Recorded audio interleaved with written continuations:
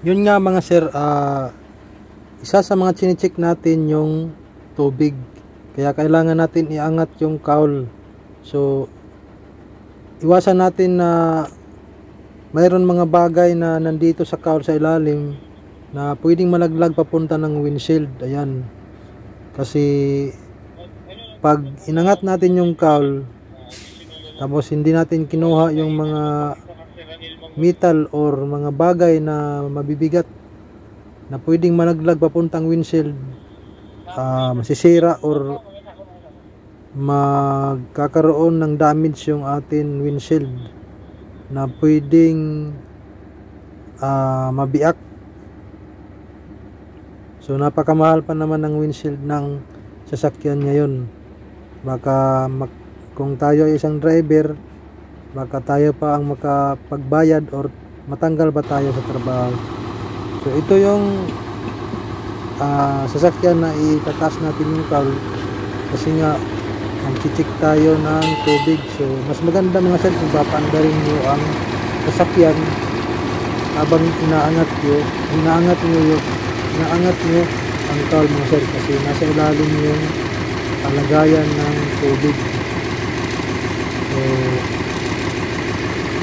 mas maganda kung naka-andar siya mga sir para malakas yung hangin, kasi habang umaandar nagkakarga siya ng hangin. Ito kasi mga sir, hangin din ang dadala nito para umangat ang ating cowl. So ito yung tinuturo ko mga sir, ito yung tinuturo ko. Nasa ilalim yung kasi ng pin. Tanggalin nyo lang yung pin. Tapos kailangan nyo pa-vertical lang dyan mga sir. Ilagay nyo sa taas. Yan. Kailangan ilak nyo mga sir, ilak nyo.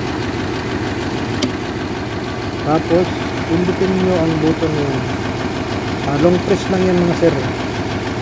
Aangat na yung cowl natin. Ayan. Hindi ko lang yan kapangat masyado mga sir. Hindi ko lang mapakita sa inyo na umangat yan masyado. Basta pinapakita ko lang dito mga sir kung paangat ba siya. Yan, paano i-angat ang cowl. So yan lang mga sir. Yan lang naman. So ngayon mga sir, gusto na naman natin ibaba. Ibaba lang din natin yan mga sir. Ganyan. Ibalik lang natin yan sa baba. Ayan. Ibalik lang natin yan mga sir. Tapos lagyan ng pin.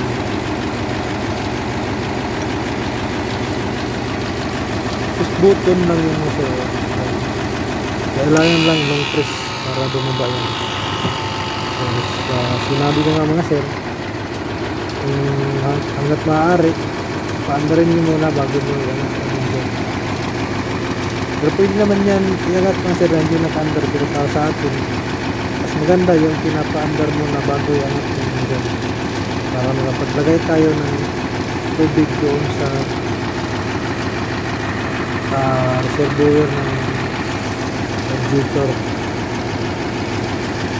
So dyan kasi naglalagay ng tubig para pumunta doon sa radiator mga sir. So Mitsubishi Tucson. Ayan. Maraming salamat sa panonood. Sana nakakuha kayo ng kaunting kaalaman sa pagpapaangat ng cowl ng puso na ito. So maraming salamat mga sir. Back to basic lang muna tayo mga sir.